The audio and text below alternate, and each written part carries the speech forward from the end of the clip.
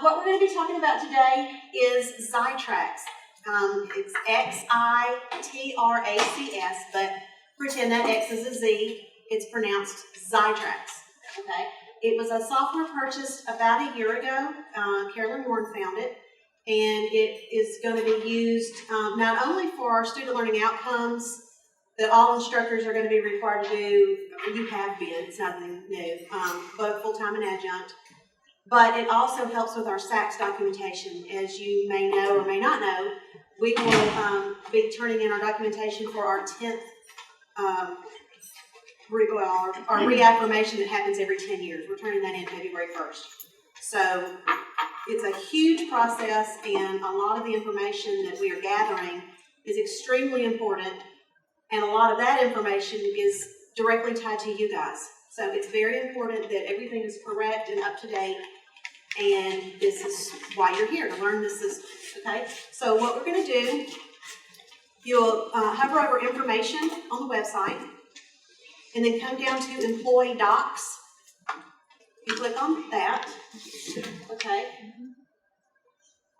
You will see the list of some links that you can get to. Xitracs is the last one. Just click on Xitracs. Okay. Then you're going to click here to proceed to log in. Now, here's where it's going to be a little different. You're not going to do this just yet. Where it says click here if you need to register, that's where you're going to click. You're going to put your email address in, and it's going to send you a verification email. That's why you needed to have your webmail pulled up, okay?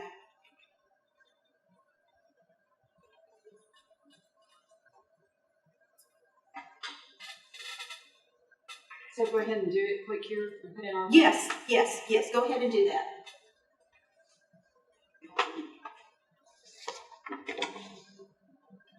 And I'm not creating one. That's the reason I haven't put anything in. But y'all will be creating your accounts.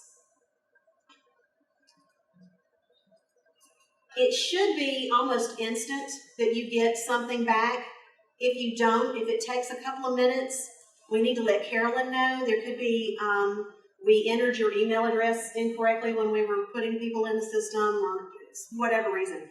Only faculty are allowed in this system, so if you're not faculty status, if you are an administrator or some other Northwest staff and you just happen to teach, you should still be in there, but if you don't teach at all, you won't see it. I don't have an account because I don't teach.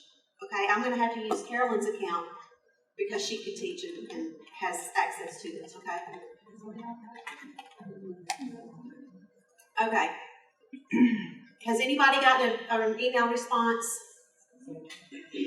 Who hasn't?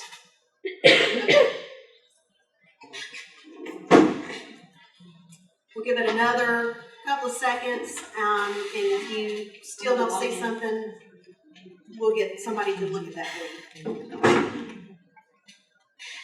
Is there any specifications on the password? There is not. Not that I'm aware of. My password is 8 characters long. It's 5 letters and 3 numbers. I don't have any capitals or any other special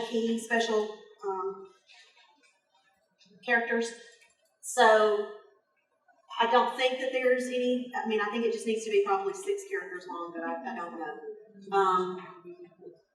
Again, I've been on it almost a year, and I've never had to change mine, so I don't think it's going to prompt you to change it every so often. If you have a go-to password that you kind of use for a lot of stuff, just use that one. If you don't have one, please write it down so that you'll remember it. Worst case, you can get an email that will, remind you what it was. Okay. Does everybody else has gotten a response back on their email? Okay. So when you go back to click here to log in, you're going to put your email address, the whole address, not just your name, and the password that you just created, okay? And again, I'm not Carolyn Warren, I'm Angie Stewart, but I'm not faculty, so I'm having to use her credentials. Once you log in, you should see this page.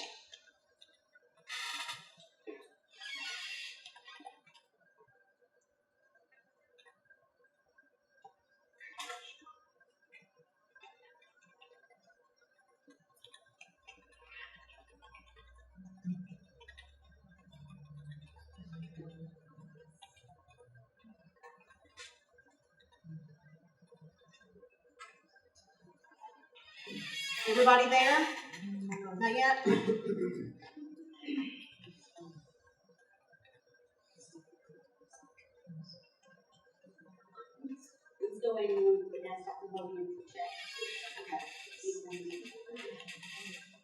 We'll go over some other things real quick while we're waiting on some other people to get their credentials in the system.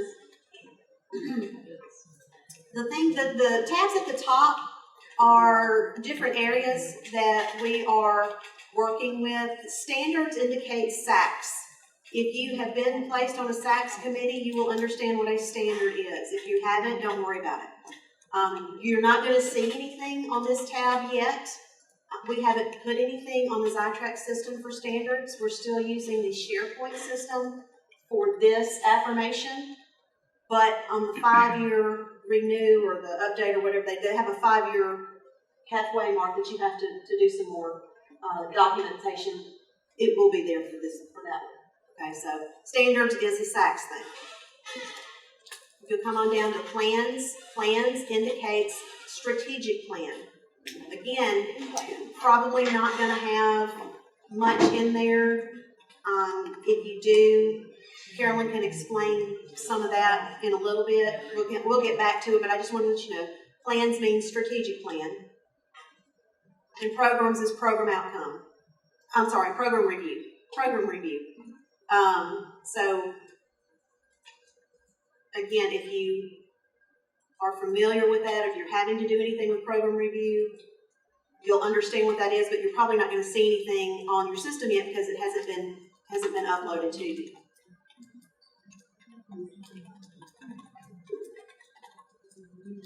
The goal of Xitracs is to connect all of the little dots that are Northwest. So the example that I have used in the last couple of presentations is, it's like a Monet painting, okay?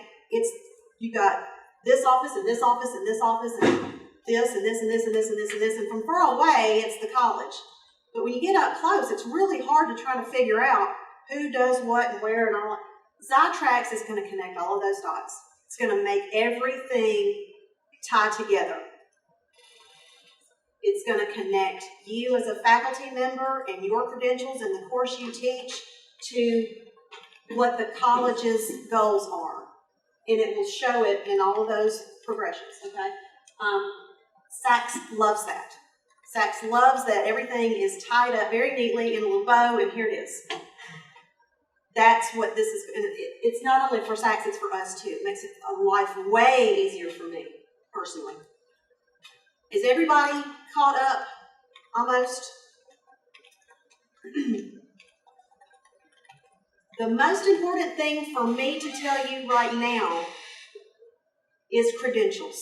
If you will click on your credentials tab, everybody's credentials, if I have uploaded them, and I should have something in there for everybody, will be here.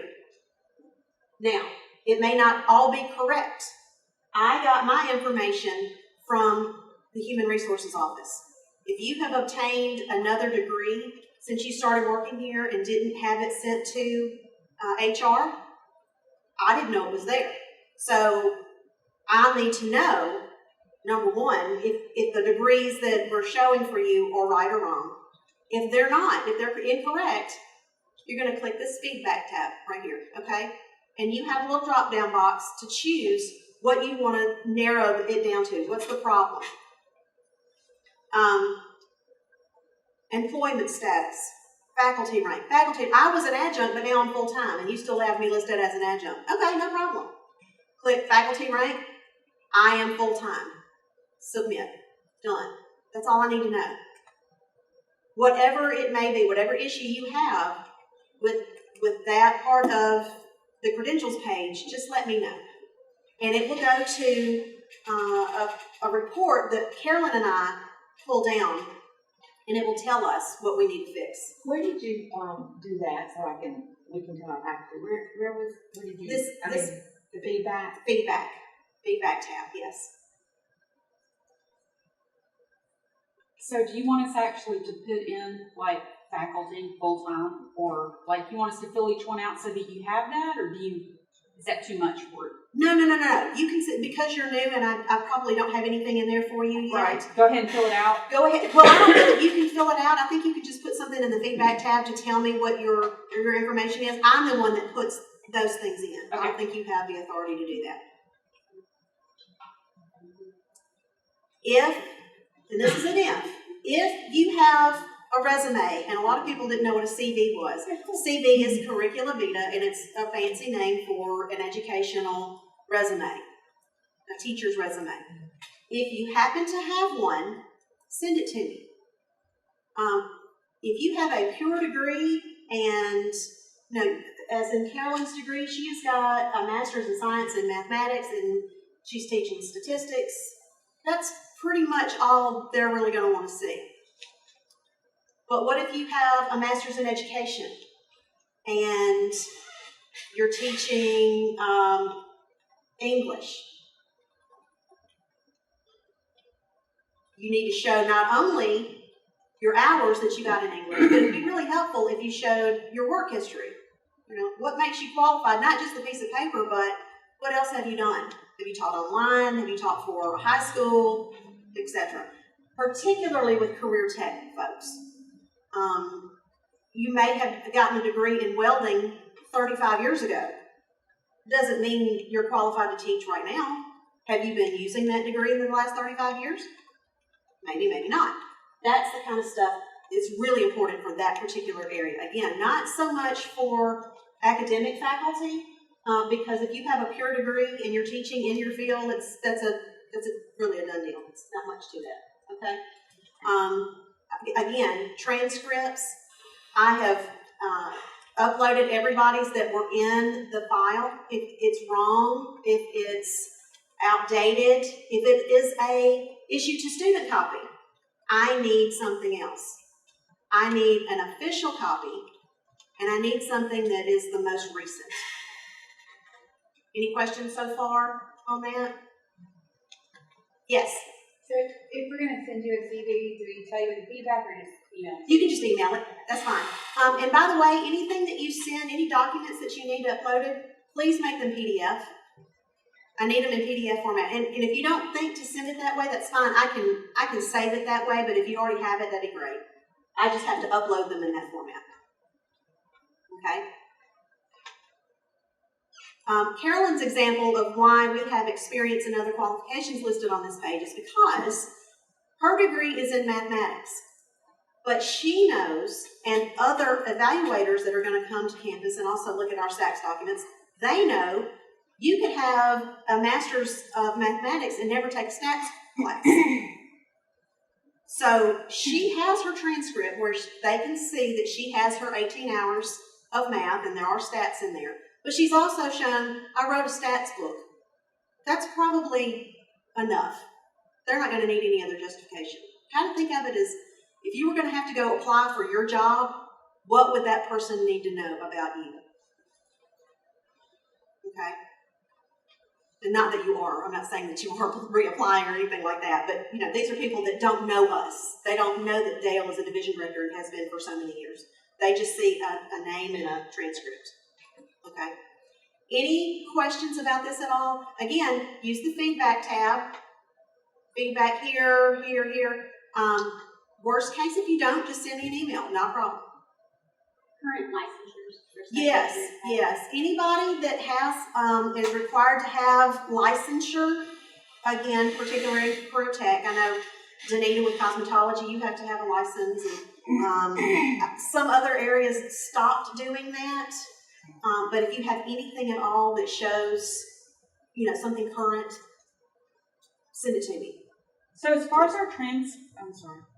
As far as our transcripts go, to get the official transcript, they sent it directly to HR when I did that originally. They should have, yes. Okay, and so, but you're showing no. Do I need to do something else? You are showing no because you're brand new and you weren't on my list that I got back 6 months ago. Do you want a note in here that the transcript should be in HR? If you will just send me a note and say, hey, don't forget about me. Okay. Because, seriously, we've hired some new people this year, and I very well might just overlook you because you weren't on my original list. So I have no doubt it would be in there. You wouldn't have been able to be hired if it wasn't. Right, okay. However, some people do get hired with a student issued copy, and that's all that's listed in your file. We need the official copy. The reason it's so important that you look at your credentials now is because, let's say all you have in your file or all that I've scanned is a student issued copy, and you've got to request another one. My deadline is October 15th. You may request that transcript today, and they get it to you next week, or it may be 3 weeks from now. It just depends on the school. You just don't know. So please look at this as soon as possible and make any requests that you need to make now and not right at the deadline, because then it may be too late. Okay. Any other questions about this screen? What we'll do with this information is we don't compile a report anymore. Xitracs compiles a report. What used to take me months, literally months, I can do with the click of a button. Once all of the foundation has been entered. So again, nice little package that we deliver to the SACS evaluators and say, these are our people, this is how they're qualified to teach our students. All right, now, courses. No other questions on credentials, right? Okay. Oh, no. By the way, only you, your immediate supervisor, your dean, and an administrator. And when I say an administrator, I don't mean a Northwest administrator. I mean a Xitracs administrator, me, Carolyn Warren. In Career Tech, it would be Robin Douglas and Shannon Mayo. There's maybe one other person. Kim Steinman is an administrator. Those are the only people that can see anything on your page. No faculty can see other faculty's information. So it's safe. Nobody's going to be going and snooping around and looking at, what you've got and what you don't have, and so you're good, okay? Courses. Courses is everything that you were listed as teaching from summer of 14, fall of 14, and spring of 15 from Campus Key. If for some reason the class didn't make, or you ended up not teaching it, somebody else did, whatever, some of this information may not be right, and that's okay, we can fix it. But Carolyn gets a report from Campus Key and uploads it into this system. Campus Key and Xitracs don't talk to each other. She's the mediator. She's the one that goes and pulls from one system and puts it in another. Okay? So if it's wrong in Campus Key, it's going to be wrong in Xitracs until we're told to fix it, because we just don't know that there's any difference. Again, Career Tech, if somebody else is the lead instructor and they're listed and you're not, but you actually did teach, we just need to get that fixed. Okay? So, the only semester that will show up right now is your most current. If you didn't teach in summer of 15, there may not be anything there. You'll click on prior semesters, show prior semesters. That will be the information, every class that you should have taught for the past 3 semesters. Summer 14, fall 14, and spring 15. Oh, I'm sorry, and then summer 15. So 4 semesters. Okay? Now, we're just going to go through really quickly and tell you what each of these little tabs mean. It may not matter. I'm going to go ahead and tell you anyway. You may not care or walk out here and think nothing else about it, but the way Carolyn has numbered these is the course name and number, so MAT 2323. It was section 35. That tells us it was an online course. Okay? And then 2016 and 1. Summer of 15 is the first semester of the fiscal year 16. That's all that means. So if you're questioning what in the world are these extra numbers on this course, that's why. We just have to be able to put them in neat little files, and that's what the first filing system. And so for you math people, since I've got some of my math folks in here, the years are not all correct.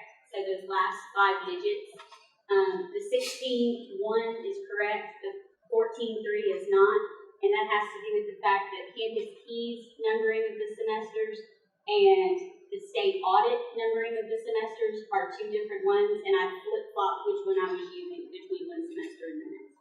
So you can ignore ignore those last 5 numbers. But what Angie was telling you about the first part is important for you to know so you know what section you're looking at.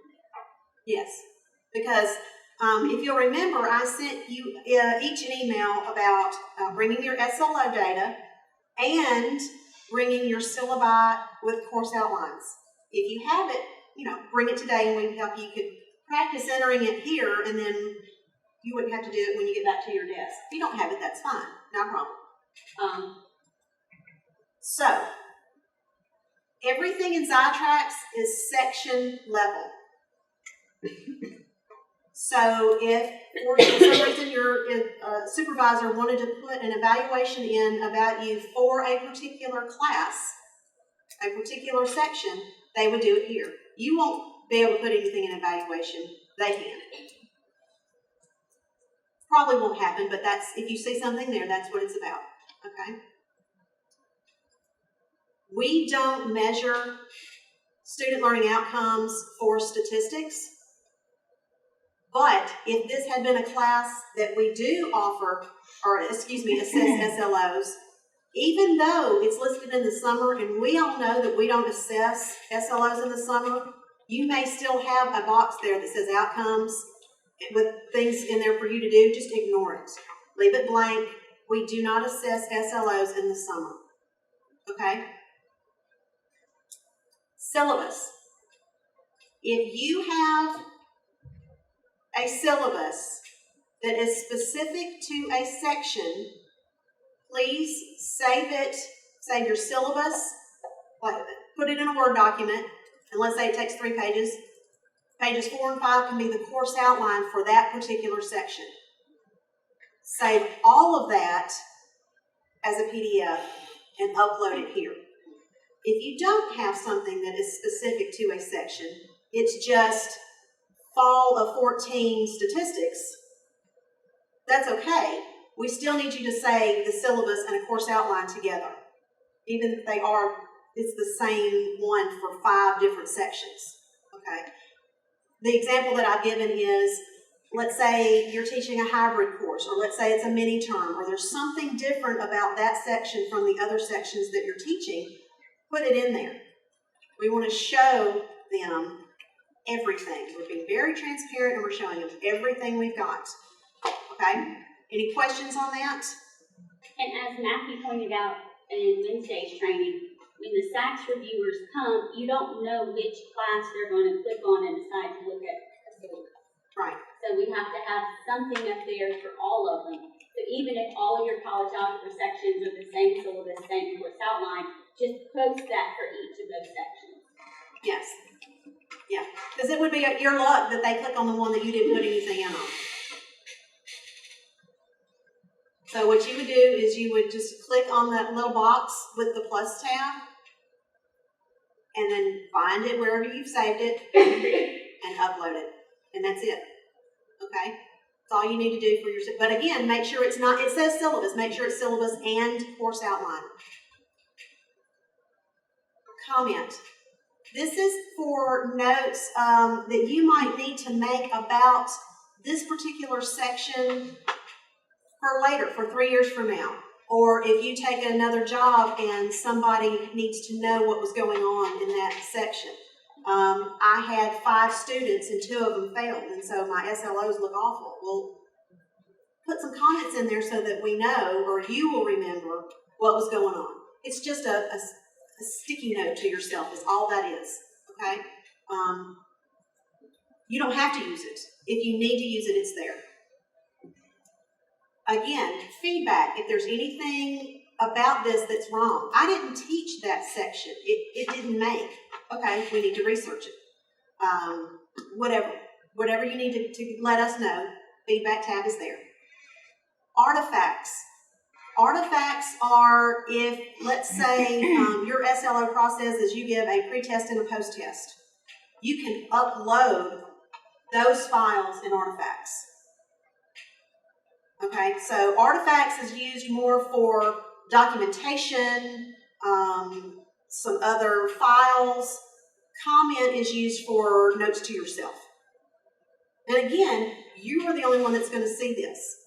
and your advisor, and your supervisor and a couple of other people. But it's not like one instructor can see another instructor's comments. That's not going to happen.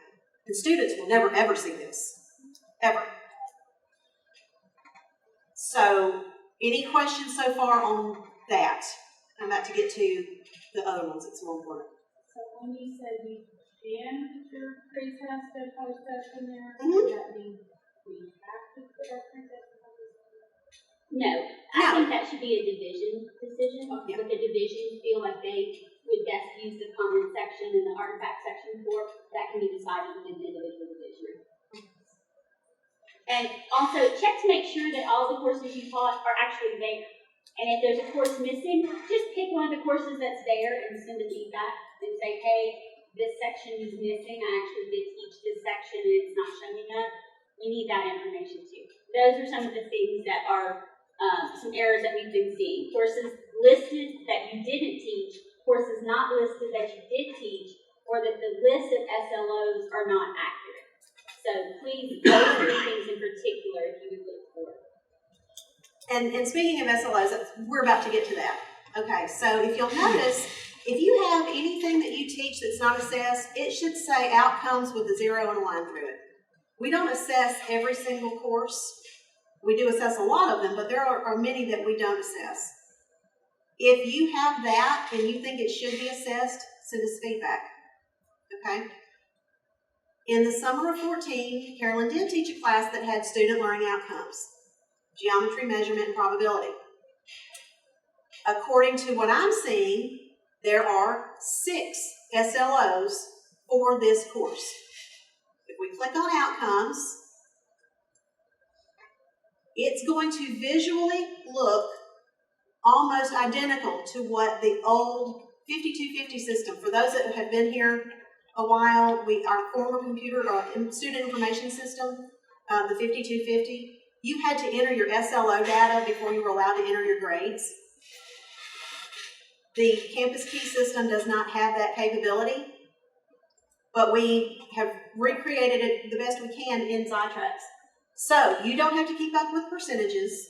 All you have to do is look at the number that was in the classroom, and for that particular student learning outcome, who was successful and who wasn't. I can't remember what SLO number 1 was. Okay, there's a little blue circle with an I. If you'll hover over that, it will tell you what that outcome was. If you look at it and you say, whoa, that outcome was from 5 years ago. We've changed it since then. Send us feedback. Or this shows 6 SLOs and we're only doing 5 now. Send us feedback. Or it shows 5 SLOs and we're doing 6. Whatever it is, send us something to tell us, because if we don't know that it's a problem, we're going to assume it's fine. If I want to add an outcome, I can just email you and you can put it in or give feedback, right? Well, in your particular instance, because you're not the only instructor that teaches physics, I would make sure that you speak with the other physics instructors. I know you and Mark are the only full-time.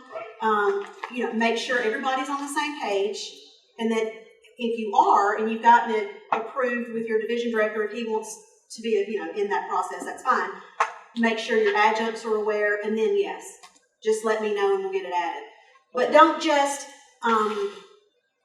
be the lone person out there and say, oh, I want to add this, and then nobody else knows about it, and they're not assessing that particular. Right. Well, I'm the only person that teaches engineering. Okay, right, yes. So that's fine. Yes, absolutely.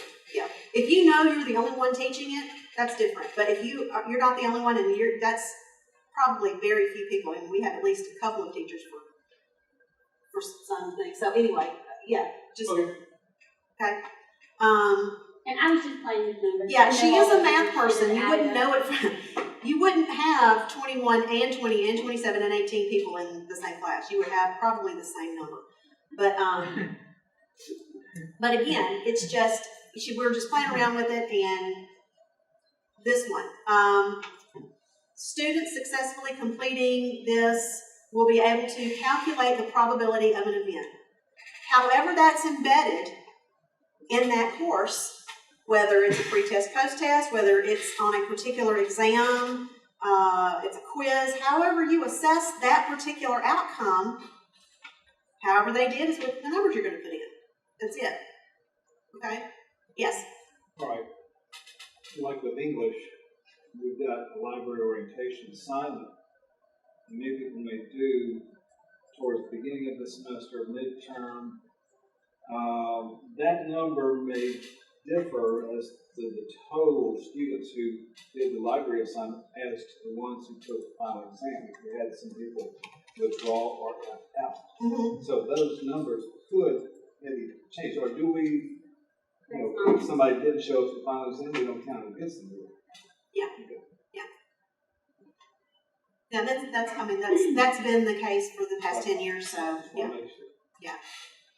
Nobody ever ends up with the same number of students they had the first day of class. Because what this is going to do is it's going to all eventually transition into percentages, just like it always has, and you'll get an Excel spreadsheet from Angie, just like you always have, that says this percentage got this SLO on Snowtonia, this percentage is DeSoto, this percentage is Oxford. I need the user results column filled in. So that process is still going to be the same. This is the data collection piece that we used to do in 52. Yeah, and, the 5250 would prompt you to enter this before you couldn't enter your grades until you had done this. We don't have that anymore. So I'm going to be the prompter. I'm going to send you an email and say, don't forget, we've got to have this. When's the deadline? Well, for the information that's missing, which would be fall of 14 and spring of 15, okay, I need that no later than October 15th. As a rule of thumb, what we've always done in the past is anything that was taught in the spring, I need the report done fall break. Anything taught in the fall, I need by spring break. Those are kind of your guidelines, if you can think of it in those terms. So, the sooner the better. If you have it, enter it and be done. If you got to go dig, that's okay. But I do need it because, like Carolyn said, this is only, again, for those people that were familiar with our former system, the 4-column template, this is only column 3. We still have to complete column 4. So if you got an email from me and you were called the SLO contact person, some of you are and some of you aren't. If you don't know what I'm talking about, don't worry about it. You don't have to do anything. If you are my contact person, I'm still going to need you to talk to the campuses that you're responsible for, the adjuncts, whatever, and get their input as to what you're going to do with this course. What happened? Was it great? Was it awful? Did something work really well? Did something bomb? Whatever the case may be, we have to have something in use of results. And please, please, please don't say everything's fine, no change necessary. That is not going to fly anymore, and it hasn't for the last couple of years. We haven't said too much about that in the last couple of years, but we're saying it now. When Sachs gets here, do not write no change necessary. There is always room for improvement. Always. Where is that going to be, Angie? I'm sorry. It's probably going to be in still a 4-column template. We haven't completely got that worked out yet, but I'll send it to you with the spreadsheet when all the data's entered. So you don't have that. Was that through PATH or how did we get to where we fill that out? I'm sorry, to fill what out? The template I was just referring to? I haven't completely decided. I don't know if I'm going to have it on PATH or if I'll just probably email it to everybody. All of my contact people that are responsible for entering that data. I won't send it to everybody just because everybody doesn't need to see it, but just to the people that are responsible for that. So we just get like a Word document to fill in? Probably so. Okay. Yeah. At this point, that's what I'm thinking. I really don't like that template. It was created 10 years ago. It's kind of hard to work with. Just the formatting of it is a little difficult. If we could come up with a better way, it may be, look a little different, but it will still be basically the 4 columns of what your SLOs are. Okay. Okay. Anybody have questions on this part of it, SLOs. For the current semester, if you can have these entered before you go home for Christmas, that's the goal. You can get your classes graded and everything taken care of before you're out of here.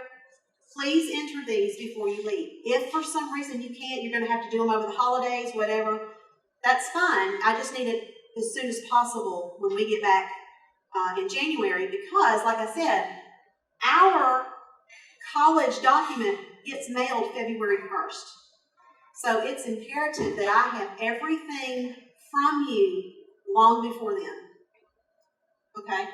So if you can, what we're missing for right now, fall of 14 and spring of 15, get those SLOs to me by mid-October for the fall of 15 semester before Christmas. And that will be uploaded at some point this semester. All of a sudden, you'll go on there, and suddenly your fall classes will be up there. Yeah. So y'all are creating these fields based on what we put in Canvas or what we have in Canvas, or we actually go, since mine's blank, I'm not looking at that. Mm-hmm.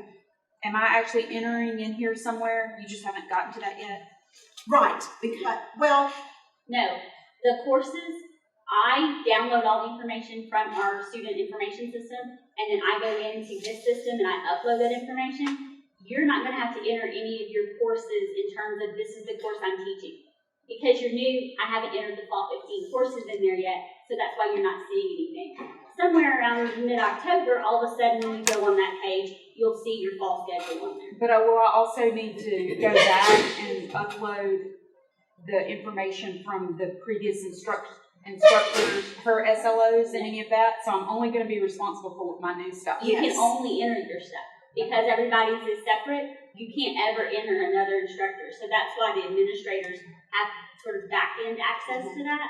And we have various contact people who can enter that as an administrator. I'm kind of getting in the middle of it. But she's a one-person program. Uh-huh. All right, so the instructor who retired, Cheryl Rice. Right. So do you not need any of her data when all We- this goes together? We will, but she wouldn't be able to enter. She's going to end up having to give it to us. Right. So Robin or You already got Shannon it. will be doing that. Right, you already got it. Okay. Yeah. No worries. If you teach online, if you teach online, it will be there. But if you know any adjuncts that they teach online, and maybe they're not adjuncting for us anymore, Ken Steinman has been given that authority to go in and enter that information. Anybody that has been teaching for Northwest or taught at all, is it summer of 14 to now? Is it it's last academic year. So summer 14, fall 14, spring 15, and then this semester? If you taught, you're in the system. Okay? If you didn't teach, nothing's there for you. It seems like a good idea, just tell people, go ahead and enter the slows before you record your grades. Absolutely. Get into the habit of doing it rather than, before you leave. Because I know a lot of folks that will leave and then they'll remember, oops, I forgot. You might even put a reminder on the campus key on that, like, grade page. Absolutely. It's a great idea. And yeah, I can suggest all day long, but I'm a secretary. They don't necessarily listen to me as much as they would their supervisor. So, I can definitely say we need this entered, required, and then, people are going to do what they're going to do. basically now you'll enter your SLOs on Xitracs, you'll enter your attendance, your audit on Campus Key, and you'll enter your grades on Campus Key, all three of them at the same time at the end of the semester. And the goal is to whittle everything down that we have right now to 3 systems. And unfortunately, there's just so much that we've got to assess in the different ways of doing it that we can't get it into one system. So we'll have the student information system, which is Campus Key. We will have the, what do you call it? Strategic planning sort of. Yeah, the strategic planning sort of system, which is Xitracs, okay? And then we have Canvas, which would be the instructional system. That's the goal, is to whittle everything that we've got down to those 3 pieces, so that you're not having to remember to go here, and this is my password for this website, and oh my gosh, I didn't change this over here. We're trying to eliminate a lot of that overlap. Okay? Any questions about SLOs? Again, it's very, very simple. I've talked a whole lot about it, but it's probably, you could have gotten it in 5 minutes. If you don't have any questions, Carolyn, do you have anything you need to add? The really benefit of the Xitracs system is what Angie was talking about earlier about the Monet painting. It ties everything together. So SAC-COC requires all of the colleges to operate under a strategic plan. So we have to have an institution-wide strategic plan with institutional performance indicators and outcomes. And then that comes from our institutional mission statement. Well, under that, we have various instructional programs. We have various service units. All of those also have program outcomes. I want to improve my graduation rate, or I want to improve my retention rate, or I want to improve the satisfaction of the students in the cafeteria. And then within the instructional programs, you also have student learning outcomes that you're assessing. What this does is it ties all of that together along with the qualifications of the faculty to teach those courses within those programs so that it becomes one package. And if the retention rate in this program is affecting this outcome, which is then affecting this institutional outcome, that can then be seen because it's all tied together. Then that can be tied to the budget process so that when the executive council is making budgeting decisions, they can see those areas where we need to put our resources and use that for that purpose instead of not having the data to back up where our money needs to be allocated.